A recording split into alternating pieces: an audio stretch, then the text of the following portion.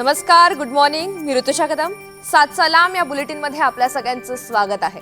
या बुलेटिनमध्ये आपल्याला महत्त्वाच्या घडामोडी सविस्तर पाहायच्या आहेत. राज्यासह देश विदेशातील घडामोडींचा वेगवान स्वरूपात आपल्याला आढावा जाणून घ्यायचा आहे.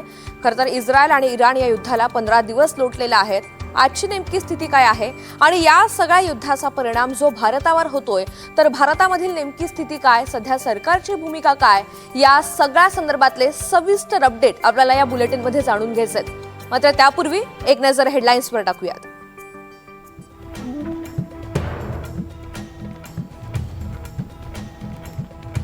होर्मुझची सामुद्रधुनी खुली करण्यासाठी अमेरिकेचा मास्टर प्लॅन. मित्र राष्ट्रांसह युद्धनौका होर्मुझच्या खाडीत तैनात करणार. युके, फ्रान्स, जपान, दक्षिण कोरियाचा मोहिमेत सहभाग. इराण विरोधातील मोहिमेत चीनची साथ, ट्रम्प यांचा दावा.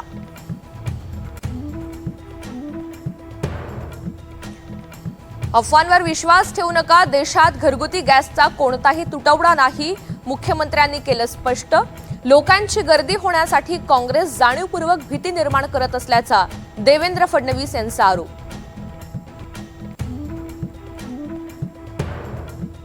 इराण इस्रायल युद्धाचा फटका एशिया खंडातील सगळ्यात मोठ्या इंडस्ट्रीला.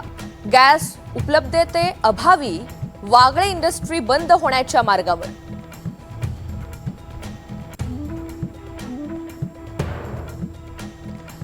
गॅस टंचाईची झळ ग्रामीण भागात सुद्धा. गॅस सिलेंडर घेण्यासाठी एजन्सीवर ग्रामस्थांची मोठी गर्दी.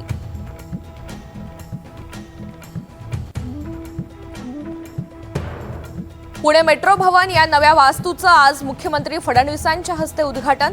शिवाजीनगर ते हिंजवडी मेट्रोचं काम प्रगतीपथावर असून येत्या काही महिन्यात ही मेट्रो देखील ट्रॅकवरून धावणार.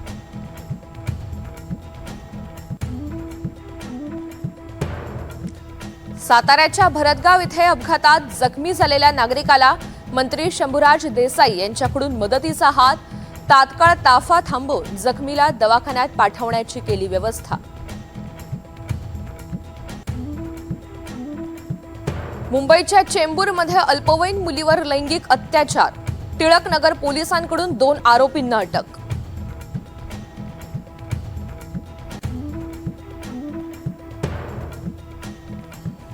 बीड जिल्हा पुन्हा 2 धक्कादायक घटनांनी हादरला. घरातून उचलून नेत विवाहितेवर अत्याचार.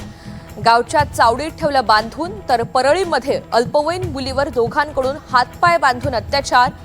कुटुंबियांना सुद्धा धमकी.